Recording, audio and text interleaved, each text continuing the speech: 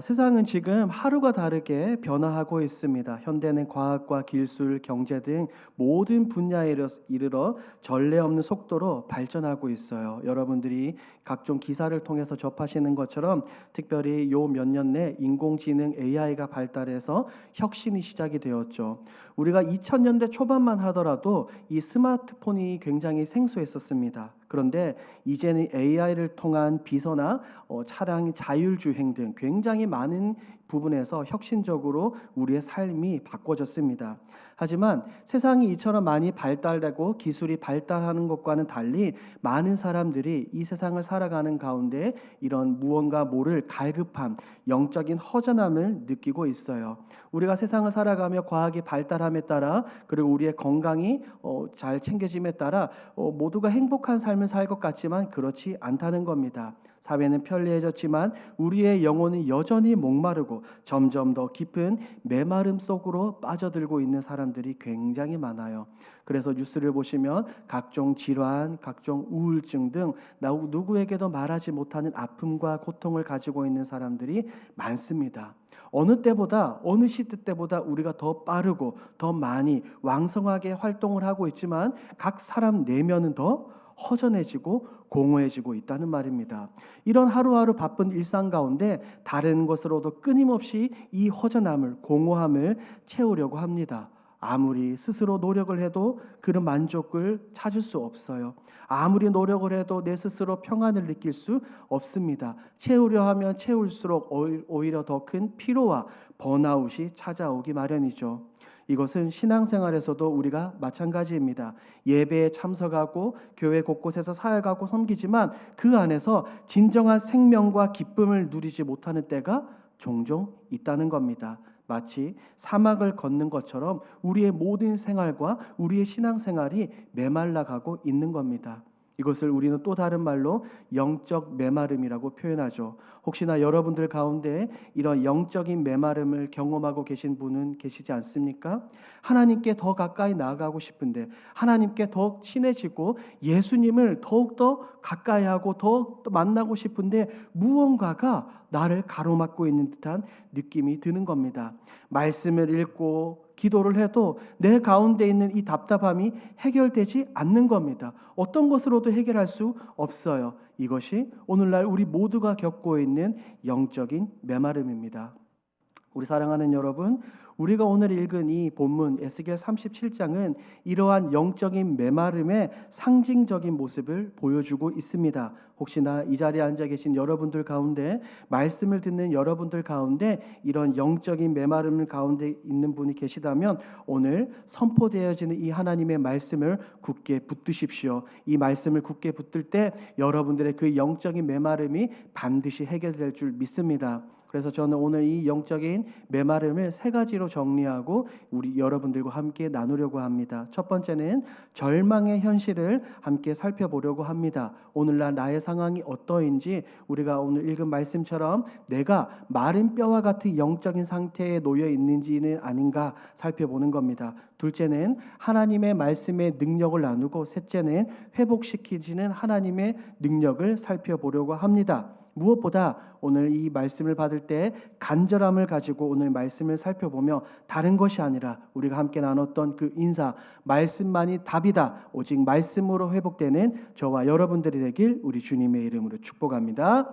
첫 번째, 우리 절망의 현실을 먼저 바라보겠습니다. 우리가 생명을 주시고 우리를 회복시켜 주시는 하나님의 능력을 바라보기 이전에 내 상태가, 우리의 상태가 어떠한지를 먼저 살펴보아야 합니다. 마른 뼈들의 상태의 절망의 현실이죠. 오늘 본문은 매우 극적인 상황을 배경으로 하고 있어요. 에스겔 37장은 바벨론 포로기에 끌려갔고 그 가운데 있는 백성들의 절망적인 상황, 절망적인 상태를 배경으로 합니다. 인간적인 눈으로 볼 때는 이 이스라엘 백성들, 하나님을 섬기고 대대로 하나님만을 예배했던 이 백성들이 버림받은 것처럼 보여집니다. 왜요? 하나님께서 창세기 12장에서 아브라함에게 약속하셨던 젖과 꿀이 흐르는 그 땅에서 영원 무궁토로 사는 것이 아니라 바벨론에 의해서 이 나라가 멸망당하고 이방 땅에 포로로 끌려왔습니다. 지금 이들에게 남아있는 것은 무엇입니까? 남아있는 것은 아무것도 없어요. 상처와 비참, 그리고 하나님이 우리를 버리신 것은 아닌가, 우리는 버림받은 존재가 아닌가라는 그런 두려움에 사로잡힌 백성들입니다. 완전히 말라버린, 하나님과의 관계가 완전히 말라버린 백성들입니다. 솔로몬의 영광스러운 성정도 불타버렸고 주권도 잃어버렸어요. 고대 근동 이 성경에 기록될 당시에 땅과 성전이 없어졌다는 것은 곧 그들의 민족의 정체성이 사라진 것과 똑같습니다. 이러한 가운데 하나님은 에스겔 선지자를 부르시고 그를 골짜기로 데려가십니다. 오늘 본문 1절을 함께 읽도록 하겠습니다. 1절 시작. 여호와께서 권능으로 내게 임재하시고 그의 영으로 거기 뼈가 가득하더라. 자, 하나님은 에스겔을 골짜기로 데려가십니다. 여기서 말하는 골짜기는 깊은 절망과 죽음의 상징이에요. 우리가 전쟁터나 재난이 휩쓸고 간 그 자리를 항상 우리가 이렇게 표현하죠. 죽음의 골짜기다라고 말합니다. 그것은 더 이상 회복이 불가능한 것을 우리에게 말합니다.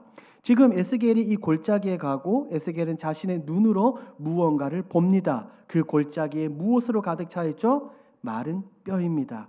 백성들의 영적인 상태를 단적으로 드러내 보이고 있는 본문입니다. 회복이 불가능할 것 같은 상황을 지금 1절은 우리에게 말해주고 있어요. 자, 그렇다면 지금 이 골짜기에 가득한 마른 뼈는 도대체 어떤 상태에 놓여 있을까요? 2절도 함께 읽습니다. 시작. 나를 그 뼈 사방으로 지나가게 하시기로 본즉 그 골짜기 지면에 뼈가 심이 많고 아주 말랐더라. 자, 골짜기에 보니까 뼈가 가득합니다. 그런데 2절을 보니까 그 뼈가 심이 많고 어떻게 되어 있다고요? 아주 말랐더라. 골짜기에 있는 마른 뼈들은 굉장히 오랜 시간 방치되었습니다. 그러다 보니 어때요? 생명이 끊어졌어요. 그리고 2절 하반절에서 말하는 아주 말랐더라라는 이 히브리어 단어는 야바시라는 단어입니다. 이것은 물기가 하나 없이 완전히 메마른 상태를 말하는 거예요. 그러니까 보세요. 이 골짜기 안에 뼈들이 가득한데 아주 오랫동안 햇빛에 노출이 되어서 그 뼈 가운데 무엇이 하나도 없는 거예요? 수분이 하나도 없는 겁니다. 완전히 다 말라버린 상태, 아주 절망적인 상태를 지금 1절과 2절은 우리에게 말하고 있는 겁니다. 그런데 하나님께서 에스겔 선지자에게 보여주신 이 골짜기의 마른 뼈들의 상태가 곧 누구의 상태라고 말하는 거예요? 이스라엘 백성들. 이스라엘 백성들의 영적인 생활을 분명하게 단적으로 우리에게 보여주고 있습니다. 백성들은 포로의 생활 가운데 포로로 끌려오기 이전에도 이미 하나님과의 관계가 멀어졌었죠. 포로로 끌려와서도 동일했습니다. 더 이상 그들이 하나님을 의지하거나 말씀에 순종하지 않는 그런 상태에 놓여 있었습니다. 백성들이 이미 육체적인 죽음을 넘어 영적으로 완전히 죽어버리고 말라버렸다라고 2절에서 말하고 있죠. 여러분, 오늘날 우리의 상황도 우리의 상태도 이와 별반 다르지 않습니다. 앞서 말씀을 드린 것처럼 현대의 굉장히 번잡하고 빠른 삶 속에서 우리는 알게 모르게 영적으로 메마르고 영적으로 죽어가고 있지 않습니까? 누구보다도 열심히 살아갑니다. 하나님과의 관계는 그러면 그럴수록 점점 더 멀어지고 신앙생활 가운데 영적인 기쁨과 활력이 여러분들 가운데 사라지지는 않았습니까? 하나님과의 관계가 끊어질 때 우리의 영혼도 이처럼 말라간다는 것을 기억하십시오. 왜죠? 하나님은 생명의 근원이신 줄 믿습니다. 그런데 생명의 근원이신 그 하나님과 멀어지니 어떻게 됩니까? 나뭇가지가 줄기에서 분리되면 시들어갑니다. 우리의 영혼도 이러한 거예요. 처음에는 하나님과의 관계가 단절되고 멀어졌을 때는 괜찮은 것 같고 마치 살아있는 것처럼 보이지만 시간이 지나면 지날수록 어때요? 점점점 더 말라가고 죽어가는 겁니다. 또 다른 것으로 하나님이 계시지 않는 그 공간을 또 다른 것으로 아무리 채우고 해결하고 노력해 보아도 그것이 채워지지 않는 겁니다. 그 목마름은, 그 갈급함은, 그 간절함은 무엇으로도 채울 수 없는 겁니다. 그래서 프랑스의 수학자이자 철학자인 이 파스칼은 이렇게 말했어요. 인간의 가슴 속에는 하나님밖에 채울 수 없는 공간이 있다라고 말입니다. 무슨 말이에요? 세상의 그 어떤 것으로도, 명예나 물질이나 자녀나 행복, 사랑, 그 어떤 것으로도 채울 수 없는 인간의 공간이 있는데 그곳은 누구로만 가득 채울 수 있다고요? 우리 하나님. 이 시간 여러분들이 하나님 앞에 바로 서서, 말씀 앞에 바로 서서 여러분의 상태를 진지하게 바라보십시오. 하루에 단 10분만이라도 고요함 가운데, 아무도 없는 그 고요함 가운데 말씀의 거울을 통해 여러분 자신을 한번 살펴보십시오. 나는 영적으로 지금 죽어가고 있는 것은 아닌가? 내 영혼은 메말라가고 있는 것은 아닌가? 우리는 날마다 점검해보고 돌아보아야 합니다. 만약에 여러분들 스스로 내가 하나님과의 관계가 소원해졌다, 내가 하나님과 관계가 조금 더 멀어졌다, 이것을 가지고 있다면 여러분들이 그 갈급함을, 그 간절함을 하나님께 내어놓으십시오. 하나님은 그럴 때 나의 간절함을, 우리의 그 갈급함을 충만하게 채워주실 줄 믿습니다. 무엇으로요? 하나님의 말씀으로, 하나님의 성령으로, 하나님의 은혜와 사랑으로 넘치도록 우리에게 채워주신다는 겁니다. 이것이 바로 우리의 첫 번째 상황이에요. 영적으로 메말라버린 우리의 상황입니다. 두 번째입니다. 한번 따라해 볼까요? 말씀의 능력을 의지합시다. 자, 첫 번째는 우리의 영적인 상황을 살펴보았다면 두 번째는 하나님 말씀의 능력을 우리가 의지해야 됩니다. 오늘 읽은 본문 말씀을 보면 이 골짜기에 있는 마른 뼈들은 다시 회복됩니다. 다시 살아납니다. 그런데 무엇으로 살아납니까? 다름 아닌 하나님의 말씀이에요. 하나님의 말씀이 선포되어지고 하나님의 말씀이 그 죽음의 골짜기에 임할 때 죽음은 곧 무엇으로 바뀐다는 거예요? 생명의 골짜기로 바뀐다는 거예요. 사망의 음침한 골짜기에서 하나님의 말씀이 선포되어지고 그곳에 임하니 이 죽음의 골짜기는 생명의 골짜기가 되는 겁니다. 우리의 영혼도, 우리의 삶도 마찬가지예요. 메말라버린 마른 뼈와 같은 우리의 심령이 있다면 하나님의 말씀이, 우리의 안에 말씀이 심겨지고 하나님의 말씀이 우리의 모든 생명을 덮기 시작할 때 우리의 영혼 깊숙한 곳부터 우리는 다시 회복되어지고 살아나게 되는 줄 믿습니다. 하나님의 말씀은 그 자체로 생명력을 지니고 있기 때문입니다.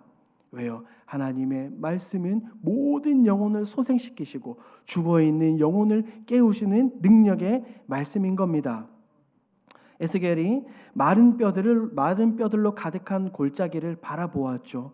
에스겔의 인간적인 눈으로 바라볼 때는 그 골짜기에는 아무런 소망이 없었어요. 희망이 없었고 완전히 말라버린 뼈들만 가득했어요. 죽음밖에 없었습니다. 하지만 하나님의 말씀이 그곳에 임하자 마른 뼈들이 생기를 얻어 어떻게 됩니까? 무엇으로 변해요? 큰 군대로 변하는 겁니다. 이와 같이 하나님의 말씀은 우리가 절망 가운데 있을 때에도 우리 가운데 소망이 되는 줄 믿습니다. 메마른 심령을 우리를 말씀을 통해서 우리가 회복되는 겁니다. 하나님께서 에스겔에게 말씀하시죠.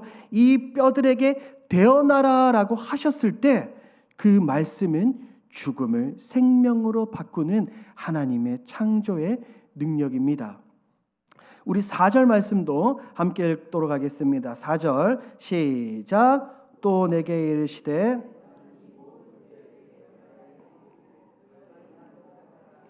말씀을 들을지어다. 자, 우리가 읽지는 않았지만 3절 말씀을 보면 하나님은 에스겔에게 질문을 합니다. 그런데 에스겔은 하나님 저 모르겠습니다 라고 그렇게 대답하는 거예요. 그때 하나님께서 4절에서 이렇게 말씀하시는 겁니다. 에스겔에게 너는 이 뼈들에게 대언하여 이르기를 너희 마른 뼈들아 여호와의 말씀을 들을지어다. 죽음 가운데 뼈밖에 없는데 그 뼈가 하나님의 말씀을 들으라라고 선포하라고 말씀하시는 겁니다. 마른 뼈들로 가득 찬 그곳에서 하나님은 에스겔에게 우리 인간의 눈으로는 이해할 수 없는 우리의 상식을 뛰어넘는 특별한 명령을 주시는 거예요. 에스겔 자신의 지혜와 에스겔 자신의 능력으로 마른 뼈들을 살리는 것이 아닙니다. 오직 살아계신 하나님의 말씀의 능력에 의존해서 에스겔이 선포를 하는 겁니다. 에스겔은 그저 하나님의 말씀의 통로이고 말씀의 도구일 뿐입니다. 곧 무엇이 생명을 주는 능력이 되는 겁니까? 무엇이? 하나님의 말씀이에요. 사랑하는 여러분, 하나님의 말씀에는 이같이 놀라운 능력이 있는 줄 믿습니다. 우리는 이미 성경 곳곳에서 이 말씀의 능력이 얼마나 대단한지 알고 있습니다. 창세기 1장에서 하나님이 세상을 창조하시고 빛이 있으라라고 말씀하신 선포하신 그 장면을 여러분이 기억하십니까? 땅이 혼돈하고 공허하며 흑암이 깊음 위에 있는 그 가운데 하나님의 말씀 한마디에 무엇이 생겨난 거예요? 빛이 생겨난 겁니다. 이처럼 하나님의 말씀은 무질서를 질서로 바꾸며 죽음을 생명으로 바꾸시는 놀라운 능력을 담고 있는 겁니다. 하나님의 말씀이 선포되어질 때 마른 뼈에 그 골짜기에 있는 마른 뼈들이 살아난 것처럼 우리 주 예수 그리스도께서도 죽은 지 며칠이 지난 누구에게? 나사로에게 나사로야 나오너라 라고 선포하셨을 때 나사로가 어떻게 됩니까? 걸어 나왔습니다. 죽음 가운데 있던 나사로가 하나님 말씀의 능력으로 다시 살아나게 된 것이죠. 이 사건은 단순한 기적이 아닙니다. 구약과 신약을 아무리 제대로 살펴보면 예수님께서 생명의 주인이시며 모든 절망 가운데서 말씀이 임하기 시작할 때 그 가운데 구원과 회복이 있다는 것을 구약과 신약을 통해서 우리에게 분명히 하나님은 말씀하고 계시는 줄 믿습니다. 예수님은 오늘도 어제도 오늘도 내일도 앞으로도 영원토록 우리에게 날마다 생명의 말씀을 주실 것입니다. 왜요? 우리가 죄와 사망과 절망과 사망의 음침한 골짜기에 머무는 것이 아니라 우리가 생명으로 회복되고 일어나야 하기 때문입니다. 이처럼 우리가 살아가는 매일의 삶 가운데 나를 변화시키는 것은 하나님의 말씀입니다. 여러분을 변화시키는 것은 하나님의 말씀인 줄 믿습니다. 우리가 단순히 하나님의 말씀을 듣고 그치면은 안 된다는 거예요. 단위에서 설교자를 통해서 하나님이 여러분들에게 말씀하실 때 그 말씀이 여러분들의 마음판에 깊이 새기고 여러분들의 그 말씀을 묵상하고 암송하고 그 말씀을 계속해서 곱씹기 시작할 때 여러분의 영혼은 다시 날마다 새롭게 회복되어지고 솟게 되어지는 줄 믿습니다. 그런데 오늘날 우리는 얼마나 이 하나님의 말씀을 사모하고 있습니까? 그저 습관처럼 형식주의처럼 말씀을 대하고 있지는 않습니까? 그렇진 않나요, 여러분? 그저 예배 때만 한번 이 예배당에 와서 이 성경책을 들춰본다거나 혹은 큐티할 때만 하나님의 말씀을 그냥 읽어본다거나 여러분, 그래서는 됩니까? 안 됩니까? 안 됩니다. 절대로 그래서는 안 됩니다. 하나님의 말씀을 여러분들이 사모하고 사랑하지 않는다는 것은 내 심장이 뛰지 않는 것과 동일합니다. 심장이 뛰지 않으면 어떻게 되는 거예요? 죽는 거예요. 겉으로는 멀쩡해 보이지만 그 안은 이미 무엇을 잃은 거예요? 생명을 잃은 상태입니다. 말씀을 사모하지 않고 말씀을 통해 하나님으로부터 공급하지 않는다는 것은 내 영혼이 점점 메마르고 내 영혼이 점점 시들어가고 있다는 증거입니다. 깊은 갈증 속에서도 물을 거부하는 거예요. 우리의 영혼은 하나님의 말씀을 떠나면 반드시 죽을 수밖에 없습니다. 사랑하는 여러분, 말씀을 멀리하는 것은 삶의 근원을 놓치는 것과 같습니다. 하나님의 말씀을 내 인생에 여러분의 인생에 제일 가는 보물로 삼으시길 주님의 이름으로 축복합니다. 내 삶에 하나님의 말씀이 심겨지고 그 말씀이 역사하기 시작할 때 우리는 날마다 말씀을 통해 새롭게 되고 메마른 영혼이 다시 솟게 되는 줄 믿습니다. 마른 뼈들이 살아난 것은 에스겔의 어떠함과 에스겔의 능력이 아니라 그 죽음의 골짜기에 임한 하나님의 선포된 말씀이라는 것을 분명하게 기억하십시오. 오직 말씀만이 답입니다. 그러므로 이런 하나님의 말씀을 더욱더 사모하며 말씀과 함께 동행하시는 저와 여러분들이 되길 우리 주님의 이름으로 축복합니다. 세 번째입니다. 한번 따라합니다. 회복시키시는 하나님의 능력을 사모합시다. 자, 첫 번째는 우리의 영적인 메마름의 상태를 살펴보았고, 두 번째로는 하나님의 말씀의 능력이 우리를 살린다는 것을 살펴보았습니다. 세 번째로는 그 말씀으로 우리가 어떻게 회복되는지 한번 살펴봅시다. 하나님의 말씀의 능력으로 다시 살아날 수 있습니다. 자, 10절 말씀을 우리가 함께 한 번 더 읽습니다. 10절 시작. 이에 내가 그 명령대로 대언하였더니 생기가 그들에게 들어가매 그들이 곧 살아나서 일어나 서는데 극히 큰 군대더라. 자, 이 10절 말씀을 보면 자, 에스겔이죠. 명령대로 하나님의 말씀을 대언하였더니 무엇이 그들에게 들어갑니까? 생기입니다. 생기. 이 생기라는 단어가 굉장히 중요해요. 구약 성경 곳곳에서 굉장히 핵심적인 단어로 의미로 사용이 되어집니다. 바람 혹은 숨 혹은 영으로 사용이 됩니다. 이것은 문맥에 따라서 육체를 나타내기도 하고요. 그 다음에 영적인 생명을 나타내기도 하고 또 세 번째로는 하나님의 성령을 나타내기도 합니다. 이것은 이 생기는 히브리어로 루아흐입니다. 루아흐. 아까 제가 말씀을 드렸죠. 창세기 1장 2절 말씀을 보면 땅이 혼돈하고 공허하며 흑암이 깊음 위에 있고 무엇이 그 수면 위에 운행한다고요? 하나님의 영이 수면 위에 운행하시느니라 라고 이야기할 때 사용된 단어 하나님의 영이 바로 이 루아흐입니다. 즉 바로 생기예요. 질서를 창조하고 그 가운데 생명을 불어넣으시는 창조의 원동력으로 묘사되는 것이 바로 이 생기라는 단어입니다. 그러니 에스겔 지금 37장 이 본문에서는 어떻게 사용되고 있을까요? 생기가 들어가니 곧 살아나서 무엇이 된다고요?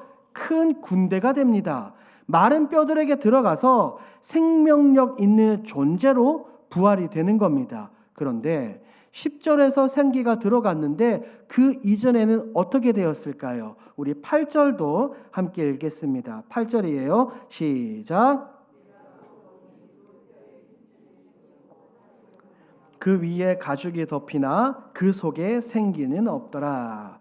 자, 하나님의 말씀에 따라 에스겔이 선포했을 때 뼈들이 서로 모이죠. 그리고 서로 연결되고 그 위에 살과 피부가 덮였지만 여전히 중요한 것 하나가 빠져 있습니다. 뭐가 빠져 있는 거예요? 8절 보니까 생기가 빠져 있습니다. 즉 아직 완전한 생명이 아니라는 거예요. 형식적으로는 외형적으로는 굉장히 모습을 완전히 갖춰 보였지만 그 가운데 생명이 없는 겁니다. 우리 사랑하는 여러분, 우리의 영혼도 이와 같습니다. 말씀과 성령이 없이는 성령과 말씀이 없이는 우리가 살아있는 것 같지만 진정으로 살아 숨쉬는 것이 아니라는 거예요. 몇십 년 동안 종교생활하고 습관적인 신앙생활을 한다 해도 하나님의 성령이 생기가 없는 신앙은 겉모습만 있는 마른 뼈와 같은 죽은 상태와 같다는 겁니다. 오늘날 이렇게 많이 죽어있는 사람들이 얼마나 많습니까? 이런 모습들은 다른 곳에서 찾아볼 필요가 없어요. 나를 보면 압니다. 내 주위에 있는 우리들의 모습 가운데서 흔하게 찾아볼 수 있어요. 매주 예배 자리에 나와 예배합니다. 성경 읽고 봉사합니다. 외적으로 보여질 때는 신앙생활하고 굉장히 무언가 사역을 열심히 하고 꾸준히 하고 있지만 내면 깊은 곳에서는 말씀의 부재, 성령의 임재가 없는 거예요. 매주 예배 자리에 나와서 예배를 드리지만 그 말씀과 예배와 찬양과 기도가 내 심령을, 내 영혼을 깊이 채우지 못할 때가 여러분 있어요, 없어요? 있습니다. 찬양하고 기도합니다. 남들이 볼 때는 굉장히 열정적이고 뜨거운 것처럼 보이지만 하나님을 인격적으로 만나지 않는 시간들이 훨씬 더 많지 않아요, 여러분? 훨씬 더 많지 않습니까? 냉정하게 말하면 그렇습니다. 왜요? 이것은 우리 가운데 무엇이 없는 신앙이에요? 생기가 없는 신앙입니다.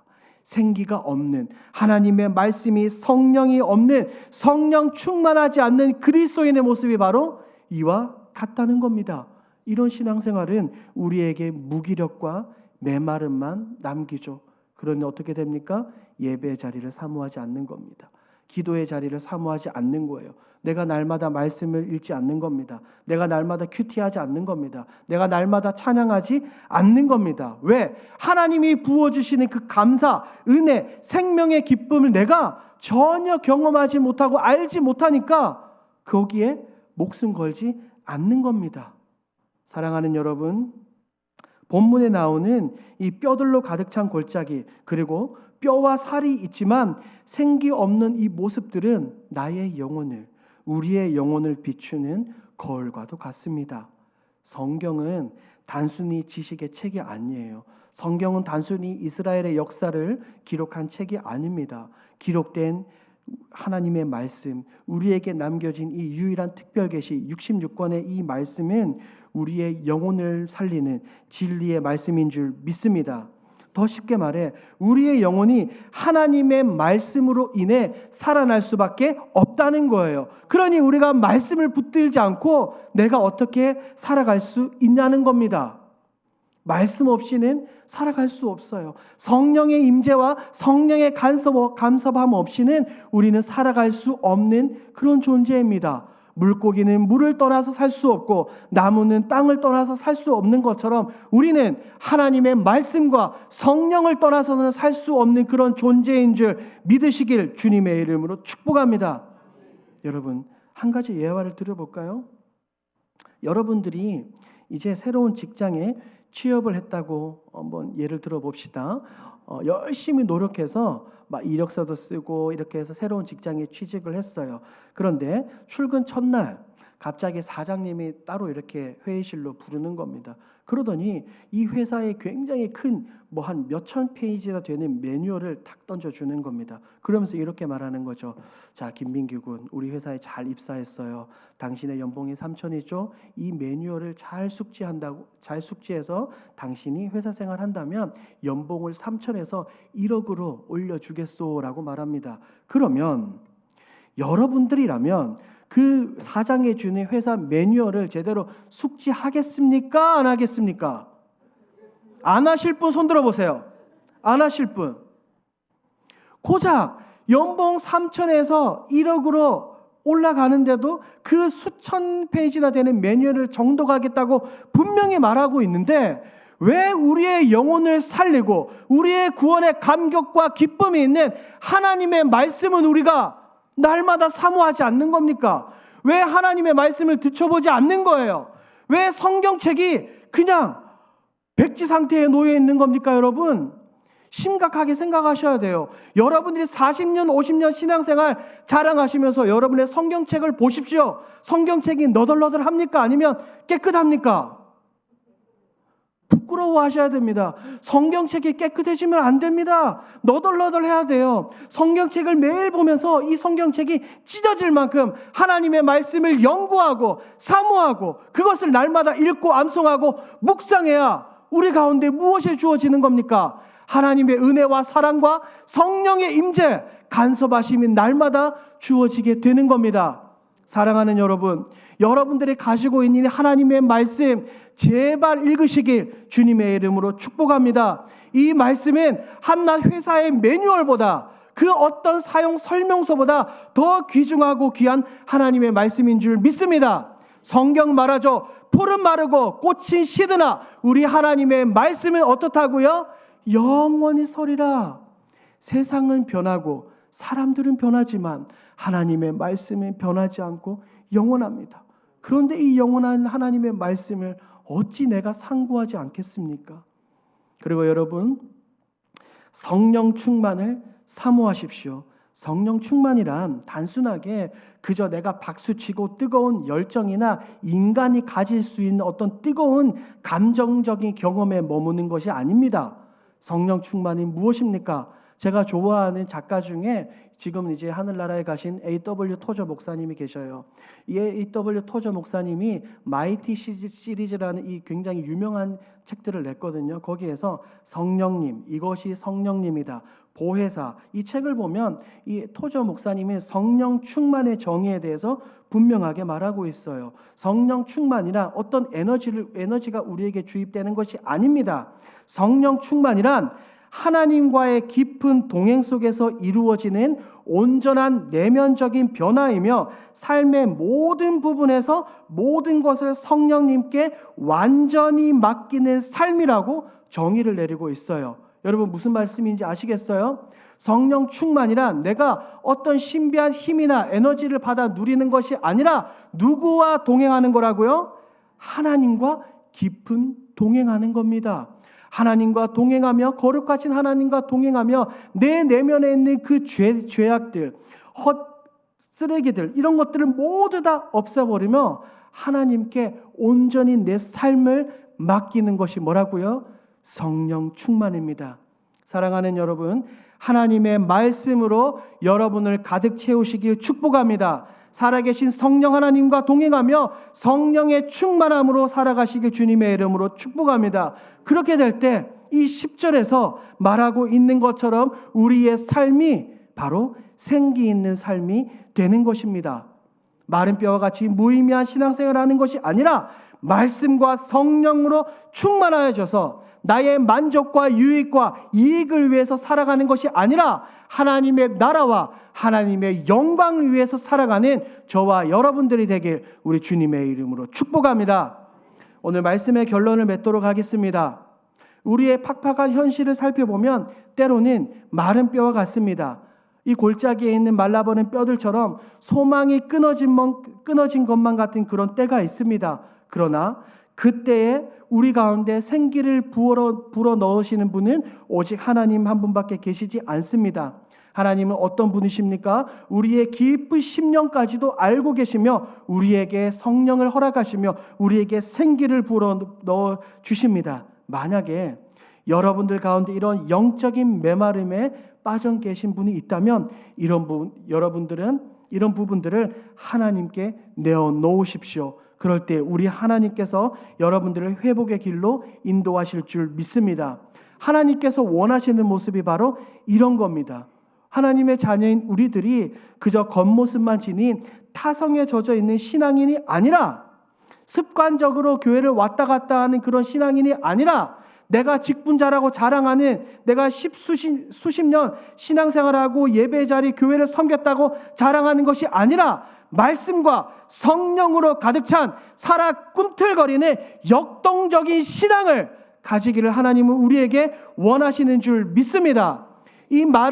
이 골짜기에 마른 뼈들이 일어났듯 우리 하나님께서도, 우리 주님께서도 우리를 향해 날마다 선포하시죠. 우리 가운데 생명이 있으라, 우리 가운데 생명이 있으라, 성령을 받으라 라고 우리 가운데 말씀하시는 줄 믿습니다. 그럴 때 마른 뼈가 힘줄이 붙고 살이 붙고 생기가 들어가 그 가운데 큰 군대가 되었던 것처럼 우리 주님께서도 우리 가운데 놀라운 생명을 허락해 주실 줄 믿습니다.